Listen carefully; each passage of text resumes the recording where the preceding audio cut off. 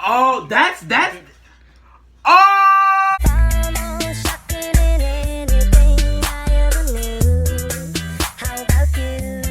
How y'all doing? Welcome to the show. Welcome to the tune-up. This is my homeboy Ryan Stanford, aka DJ Zambo. How you doing, homie? Well, it's not DJ anymore. No, you don't DJ no more? No, we don't DJ anymore. Okay, well then, hey, just Zambo. Shout out to the boy. Quick little background on us, as you're finding out with everybody I know in the show. I believe the first time I met you, you were DJing somebody's party. Yeah.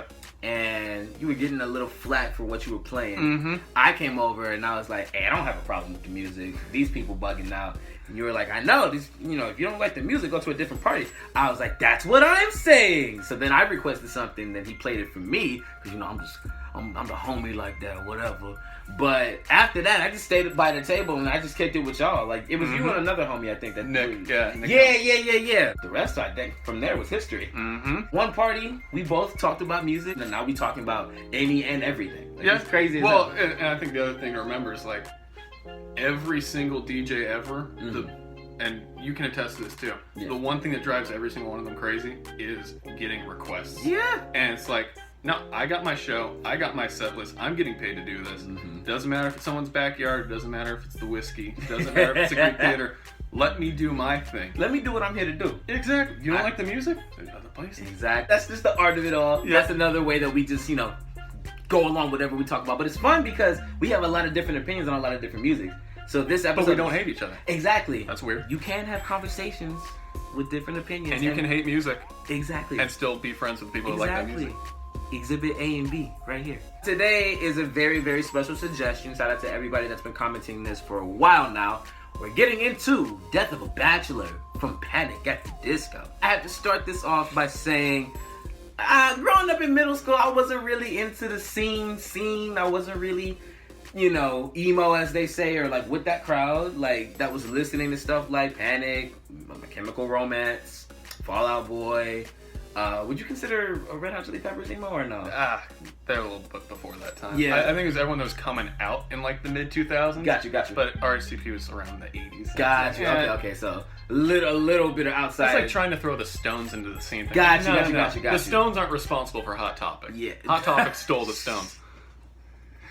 Stuff like, everybody was wearing Slipknot tees and, everybody... Well, they're still wearing them. Well, yes, but, this was... The Jenners are responsible for that. Oh, my God. They don't know who those people are, oh, but my goodness. I like the aesthetic.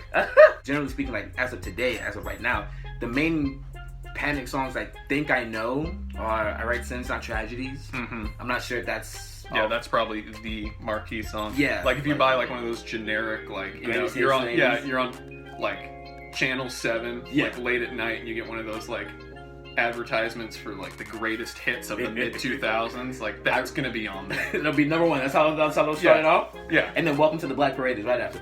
Exactly. Perfect. And that's so interesting because when I would hang out with other people that, like, typically one of my friend group, and I hate saying that because that makes me sound like a popular kid, which, I hate that term. They would show me all this music that I wasn't familiar with, and then it would catch my ear because it was dope to me. I was like, oh, wow, like, I'm loving these drum patterns. But yes, I'm not too well versed on Panic at the Disco, but I do know who they are. I do love Brendan Urie's vocal range. He's an incredible singer. I've seen him cover Starboy, and I loved it. I thought it was dope. And I've kept an eye on what they do. It's just I've never dove into their music and really picked apart what is so beloved about the band. But I do know, like, they were a cornerstone of that era. Yeah, I think it has a lot to do with Yuri actually just being a really talented musician. Right. Oh, he's so multi-talented. Yeah, but he was also immediately thrown into the fire of, like, this niche genre that, like, angsty teenagers appreciated off the bat because, it was, like, post-grunge Nirvana, but it wasn't quite ascending to, like, full alternative. Gotcha. So, I think it was right place, right time, but also, because, there's tons of talented musicians that no one will ever know about. Exactly. It was being talented and also being in the right place at the right time that took him off. Got you. Whenever I hear Panic, I just think of I Tried Hearts, or I don't know the lyrics, but I just remember that melody and that vocal cadence from that song. I'm just like, oh yeah, that's Panic. I don't know what album it's from, but I just know. I believe. Fever You Can't Sweat Out. Yeah, that's the name of it? Yeah. Oh, first okay. Album. Okay. Yeah. Oh, okay. Well, not the song. That's the album itself. Oh, okay. Panic was your favorite band at one point? Yeah, well, middle school. Oh, yeah. Well, yeah, it is important to make the distinction. Like, I wasn't 18 and like, oh shit, these guys are fly, dude. Right. I feel you. I aspire to be these guys. No. It was angsty middle school teen. Got you. Didn't know what to do in life, but listen to Panic. Got you.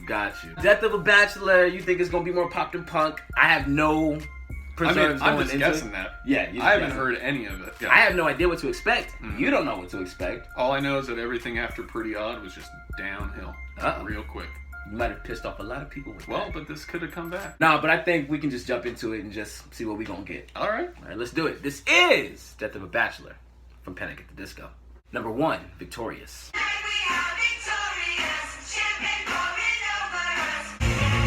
Sounds like Centuries. Sounds like Centuries? Like Centuries. I like the guitar though.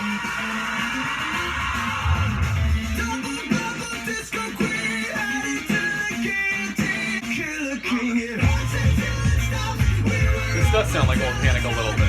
Right? But it's only because of Yuri. Yuri's vocals are definitely gonna be the most distinctive thing. Yeah, exactly. This is grungy enough to survive. Ooh.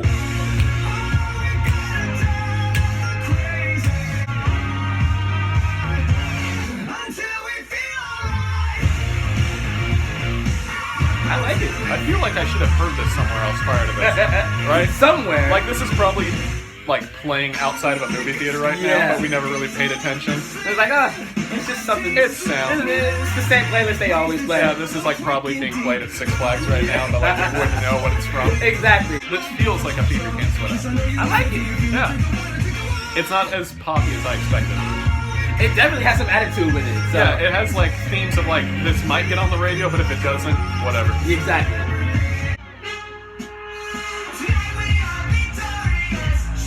I like the opener. Yeah. So far, so good. I do like that horn interlude too. Yeah, that was cool. I'm feeling this so far. Brass is back, baby. Hell yeah. Brass is back, baby. Start the hashtag. Hell yeah. Hashtag Brass is back. BID. Number 2, Don't Threaten Me with a Good Time. Oh, no, they did. No way. Rock Lobster sample?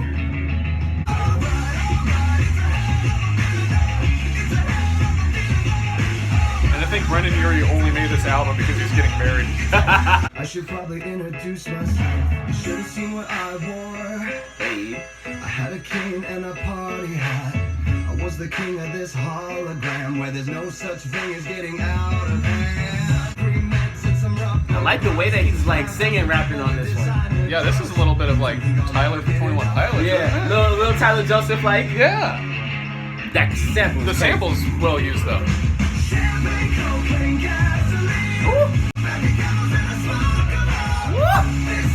His range is incredible. No, his range is great.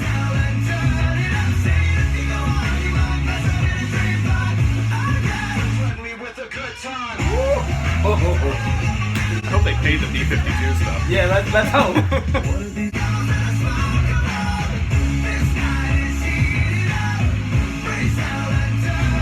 I thought it was just gonna be an intro sample, but they're like using it repetitively It's throughout the song. after the chorus. Yeah. I like how they implement it back into the song Yeah. too, like where it's supposed to be. Yeah. All right. 2 for 2. Yeah. It's exceeding your expectations. Exactly. I see what y'all rocking with. Proof that alternative needs Panic. Number 3, Hallelujah. Now, I'm hoping this is a different song than the same Hallelujah that we've heard from Robert Rufus, I think? Yeah, I think it is. The Shrek rendition, I think, is the most famous version of that song. Mm-hmm. I know a lot of people cover it time and time again. God, I hope I didn't screw up on that name, too. Watch them kill us for that in the comments. Yeah, that's what you're going to get some flack for. Exactly. You don't know that irrelevant closing title song from Shrek?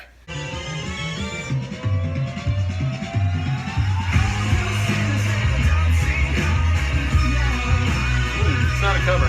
No, it's not. It's not a cover.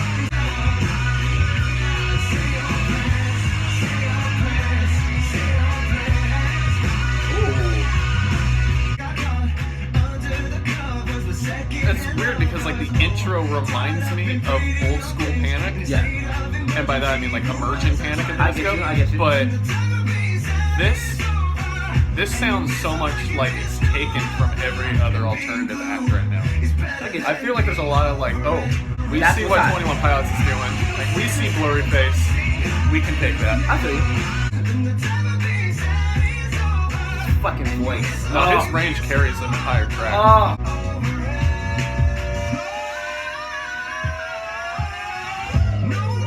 That's not bad range. That's wild. Wow. It's alright. Yeah, it's not my favorite. Yeah. No, the other two are definitely better. I think so too. I'll probably take more listens to this one, but I like it. I don't love it, but I like it. Yeah, I think it's the chorus I don't like. Yeah.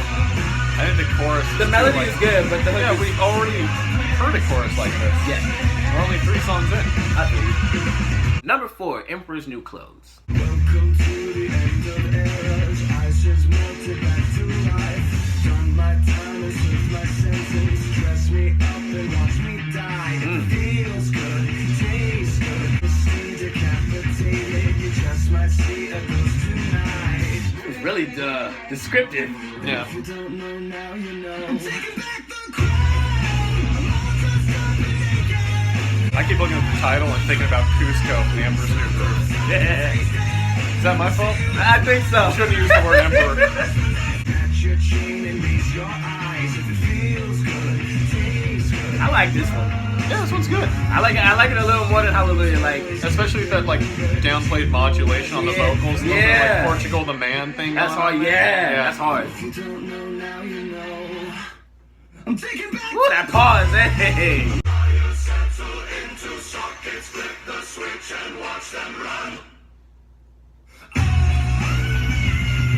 You're not singing this in the car. No, No. that's the You're one. embarrassing yourself in your That's the drive. one you're gonna try to sing with your friends, and I'll be like, nah, cut it off. If your father's not a pastor, you're not singing that. Number 5, the title track, "Death of a Bachelor." Title tracks are never good. They're never the best song on an album. It never happens. Really? Name one that has been. Purple Rain. You gotta go all the way back to Prince. Of course. I don't look the same. Did Metro produce this? Maybe I And the bass. Bass line with the clap? Emulating some Robin Thicke here too. A little bit. Yeah. just so that you can see it too.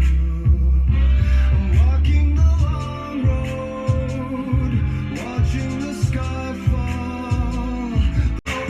It's cool contrast with the Yeah. vocal range because it feels like a vocal ballad, Yeah. but it's got bass, snare, hi-hat. Didn't expect that. Is this the best album title song of 2016? It might have been. It might be. Feels like my heart is going. I kind of like the Casanova style that he's singing in too, because it feels like welcome. It's like old jazz room meets like new Seth MacFarlane. Exactly. Yeah. Watching the sky fall. The racing you Go buy this album now. Yeah. Right. Yeah, like 5 songs in, I already like 4. That's crazy.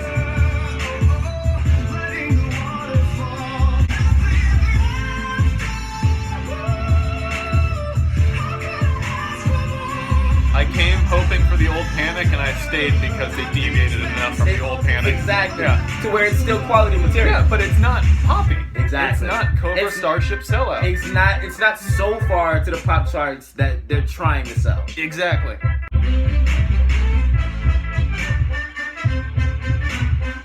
You never go wrong with horns. This is honestly one of the best title tracks I've ever heard. Yeah, and The arrangement is crazy. well, in this, it's like you hear more themes of capital cities. Yeah. You hear a Robin Thicke-esque ballad. Yeah. But then you've got like actual production quality on the bass line, Yeah. which they never had before. That was crazy. That was good. Salute. A little bit halfway through the album. Number 6, Crazy Equals Genius. You can set yourself on fire. You can set yourself It's the intro to Modern Family. She said there's no residue of a torturer inside of your eyes. She said you're just like Mike Love, but you wanna be Brian Wilson. Brian Wilson said you're just like It's just Kinda- like this is like 1950s LA noir type. Kind of, yeah, exactly. Yeah. Kind of sounds like a Michael Bublé type song too. Yeah, but harder. Yeah.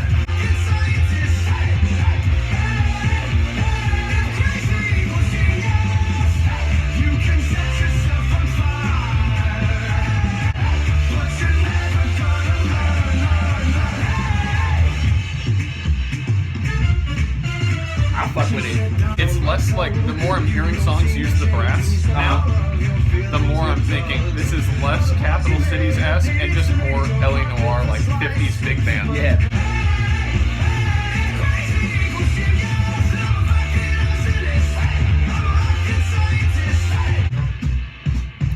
whole Gatsby number to this.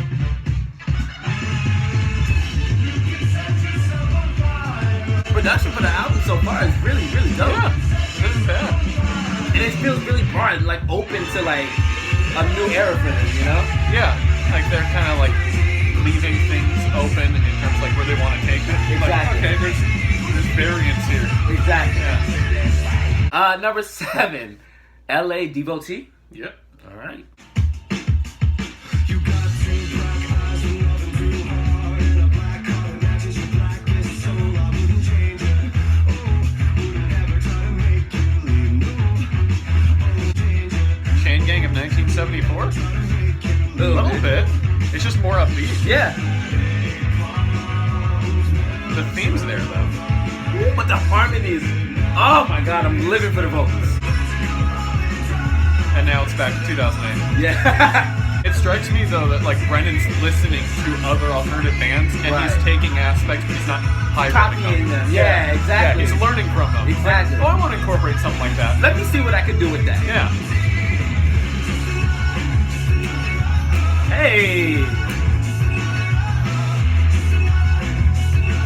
This is like a title card song for like a romantic comedy. Hell yeah. Yeah, either a montage scene or like a wedding scene. Yeah. It's one of the two. That's total scene, emo music days. Reminds me of Metro Station. Yeah, you could. Oh my god. Oh my god. Drop that. That's after me.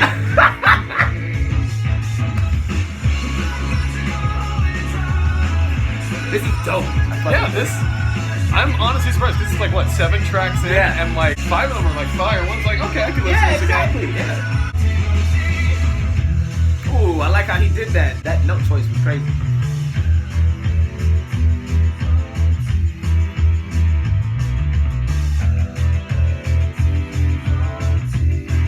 Okay.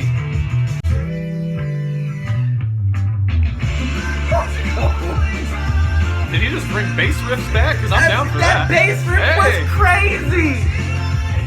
I was actually expecting horns. Right? I was expecting horns. But the bass Yep. came in and said, "How you doing?"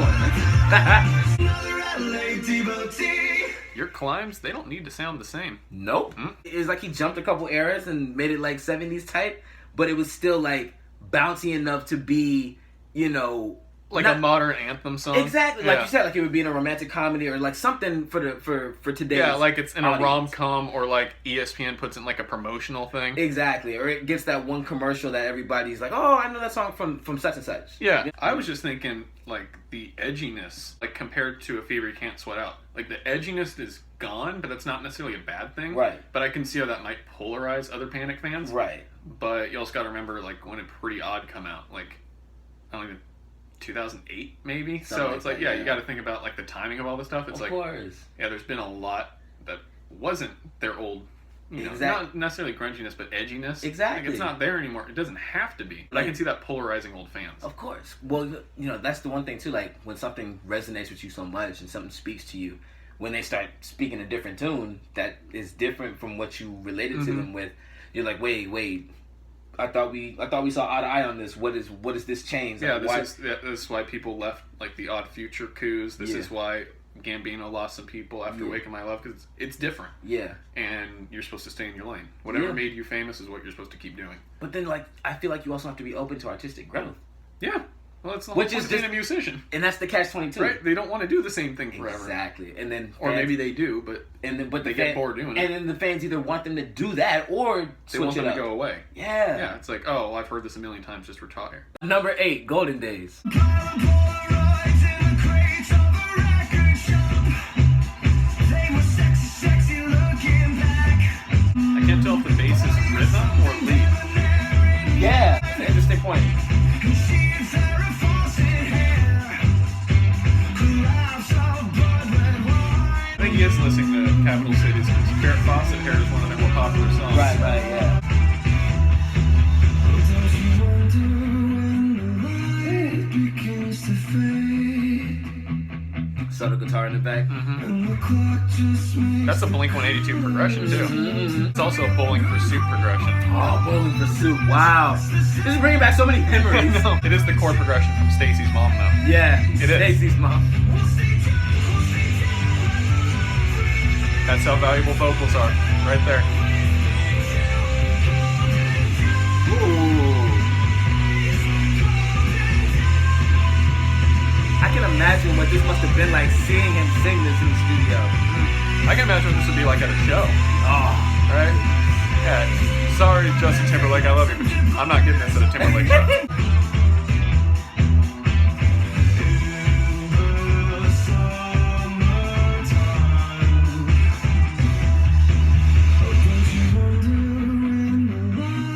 This is a dope track. I like it. Yeah, this is good. I'm really enjoying this. Wow. 3 songs left, too. Yeah. That's the weird part. It's so sad.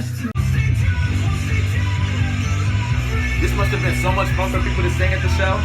Like you can just see the fans crying with their hearts out to this one. In the same way that like I can see like a hip hop head like an old Gambino Yes. show at camp. Yeah, dude. Like, at the Deep Web Bonfire. tour, at the Deep Web tour when he took it back to camp.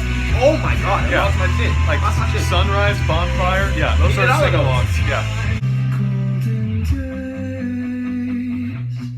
Golden days.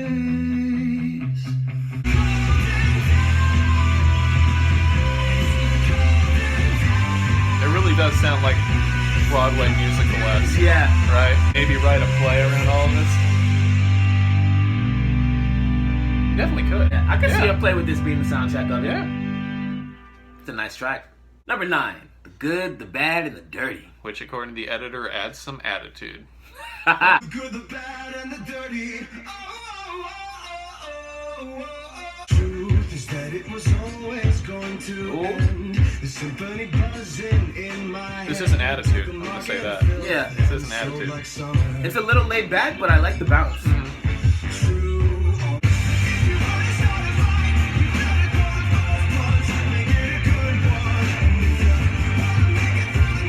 Not that's bad, but doesn't it kind of sound like LA Devotee again, though? Like a part 2 of it. Yeah. I don't know if you noticed this, but like the bass compared to Golden Days is like now it's taking way more of a backseat. Yeah, It's obvious rhythm yeah. now. Yeah, total backseat. It was definitely a lead for Golden Days, Exactly. but now it's in the background.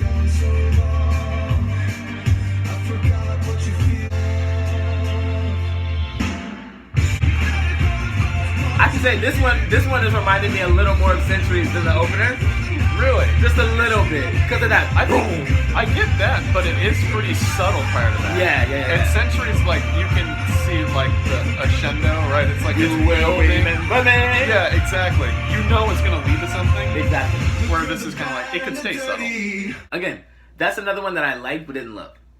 Yeah, I think that's like a neutral run of the. It's like okay, that was filler. I would let it run, but if I was consciously like playing the album, that's when I'd probably be scared. Yeah, like if I'm driving in the car, Yeah. I'm switching it. Yeah. Yeah. I have to be in full album mood to listen to that one in the full album run through. Like I would listen to Hallelujah more than I would listen Yeah, to like the if album. I'm just listening to the album straight Exactly. through, it's like okay, it's playing. Exactly. Yeah. Coming up on the last bit of tracks here, number 10, House of Memories. Metro Station. If you're a lover, you should know. I'm also getting One Republic vibes from this one. Interesting. I was getting Coldplay. Really? Prior to him singing, yeah. Yeah. But now it's faster. Now there's a line. Now it's not. Now it's Panic at the Disco. Yeah, totally now.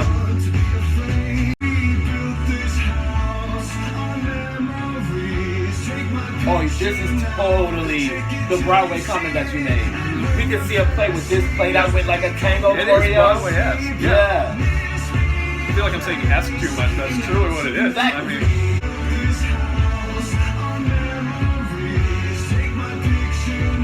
This the one. strictly vocal choruses aren't dead yet. This is old school Panic. The switch up like this? Oh yeah. Wow. I was That- so seamless. that used to hold be their up. staple.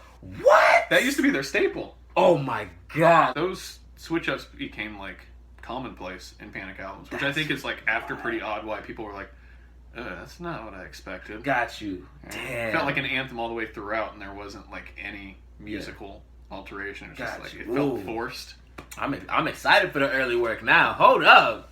I gotta go back to that. That was crazy.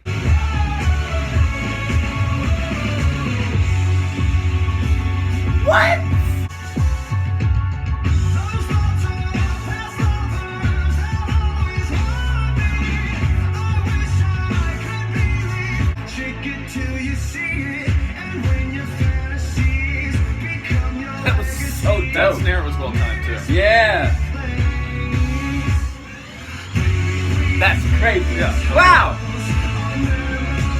Kind of reminds me of Damn when you got to Duckworth and it was like, oh, where was this? And finally, the last track of the album, Impossible Year, number 11. Ooh, I'm getting Elton John vibes off top. Now I get thick vibes again. Because Yeah. it's just, Shout out Robin Thicke, man. I fuck with you. Ooh, go off, Brendan. does this not feel like the ending song to a musical though? Exactly that. I like how the album feels like a play though. Yeah, it's very Like musical. that's a dope concept. Yeah, it wasn't pitched as that. It doesn't seem like. That's what I'm saying. Maybe it's a little bit too symbolic, but does that mean like he's viewing Bachelorhood as a musical? Like, oh, dude, ending title card. Show's over, dude. Show's over. It's not that he's saying there's not going to be another show. It's just like, exactly. this show's ended. This show in particular is over. Wow, you too woke for me.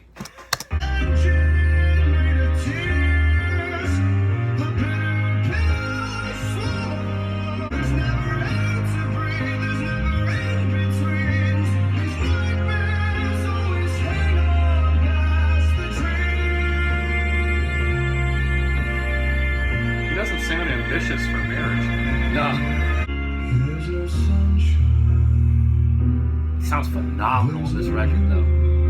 But we were talking about like with Wheezy, like a lot of like closing album songs tend to be longer because that's the point. Exactly. It's just like one of the most brief songs on the album.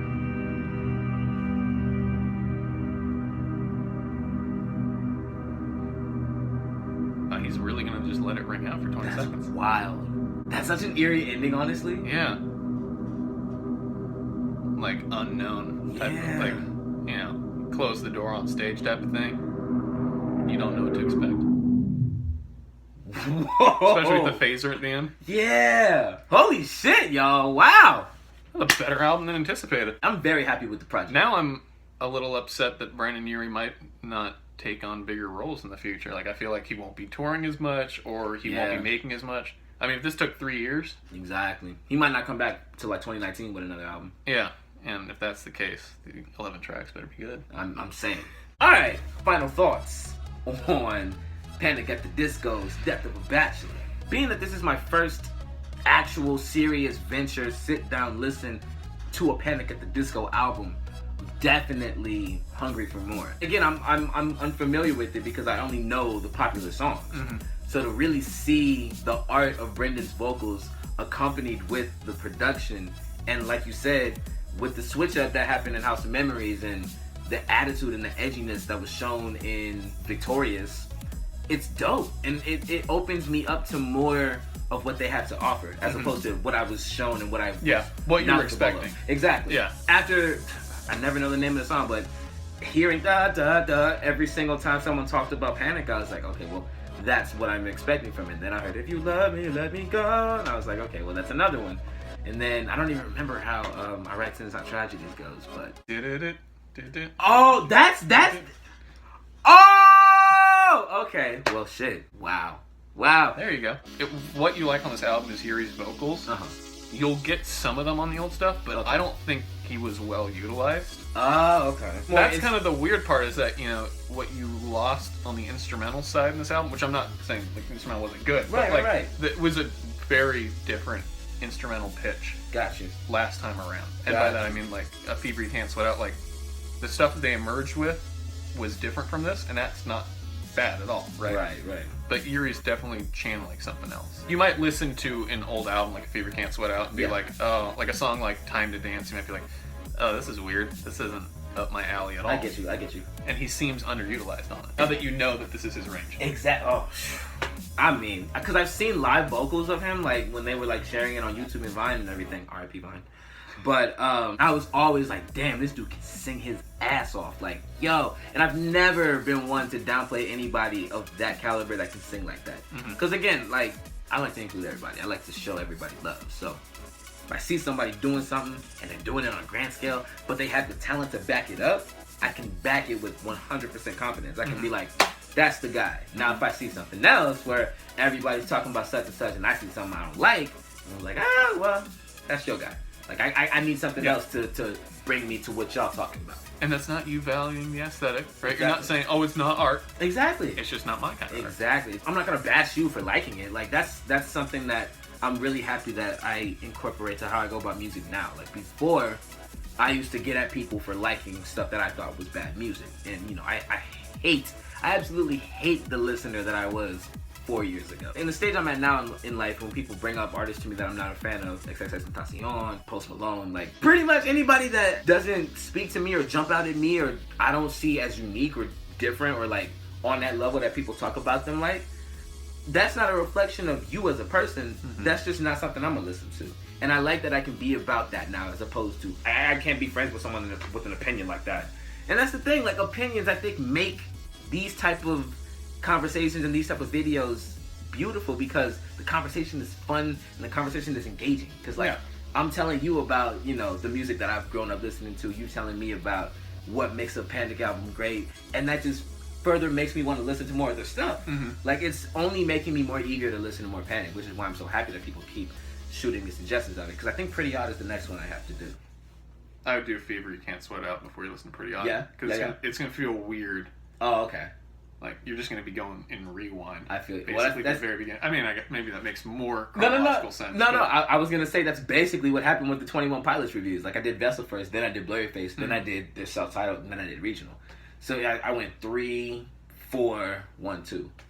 And it was a wild listen, but, you know, at the end, I was like, I like the polished album more than everything else. Like, everything that, like, was done with the budget, with the production, with the effort, you know. And that's the weird part. The first two Panic albums don't feel like they're not polished. Yeah. Like they don't have production. Yeah. This just feels like there's a lot more. Got you. Okay.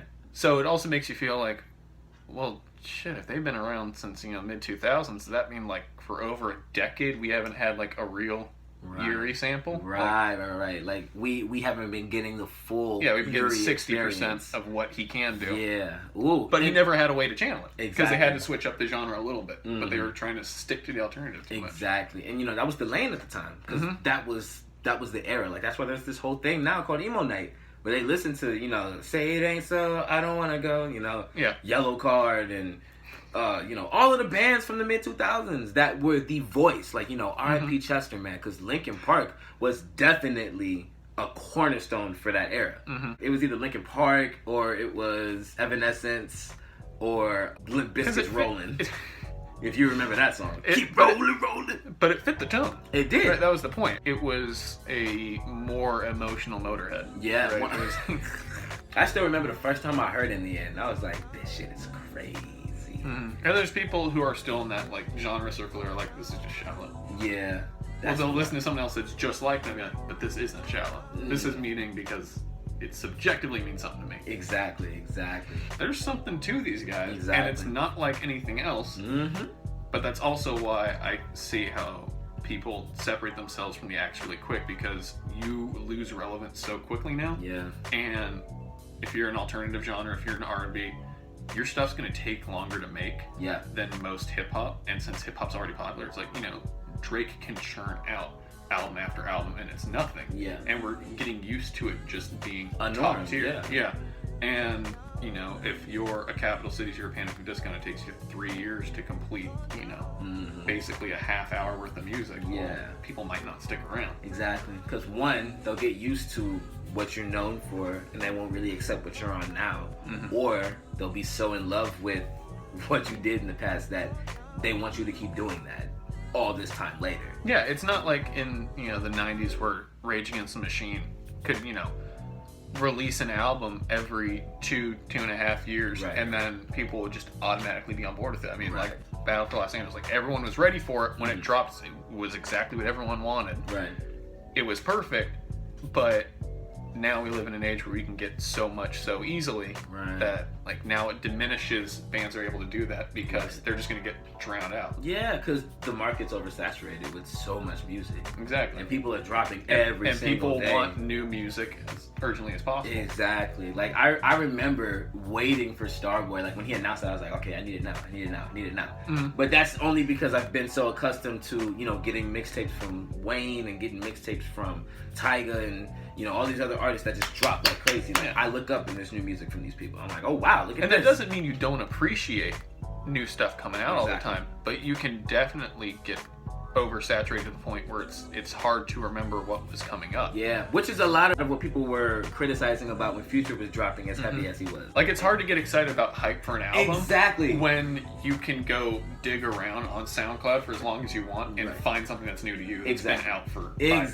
Exactly. All in all, I definitely thought Death of a Bachelor was a great listen. Mhm. I had a lot of fun, and it's leaving me eager to listen to everything else they have to offer. You're recommending their first album before I go into everything Fever else? Can't Sweat Out first. Fever Can't Sweat Out. Okay, I'm looking forward to But it. if you want to do Pretty Odd, it's just going to sound...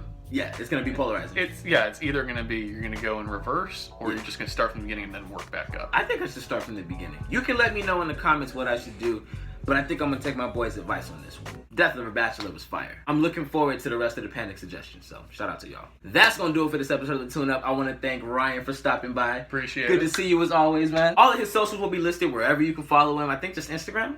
Pretty much, yeah. Yeah, because you don't do the I Snap, you don't do the I Twitter. don't use Twitter. None of that. For sure. But yeah, no, it was a pleasure having you on. I hope you had fun. Glad to be here. Like, share, subscribe, the whole nine. Y'all know what to do. Y'all know the biz. Y'all know what it is. It's the Tune Up. That's Ryan. I'm Jared, and we out.